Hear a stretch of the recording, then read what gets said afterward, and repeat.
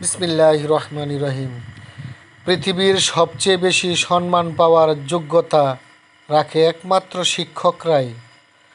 আজ তারাই লাঞ্ছিত ও অপমানিত হচ্ছে শিক্ষকরাই। আর শিক্ষকদের তারাই অপমান করে যাদের জন্মের ত্রুটি আছে। নিশ্চয়ই এদের পারিবারিক শিক্ষা এতটাই জঘন্য যে বনের পশুরাও এদের শিক্ষা দেখে অপমান বোধ করে। এদের জন্য তার চেয়ে জঘন্য লাঞ্ছনা অপেক্ষা করছে।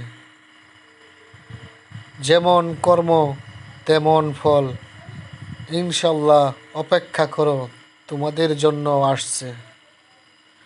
আসসালামু আলাইকুম ওয়া রাহমাতুল্লাহি ওয়া বারাকাতুহু।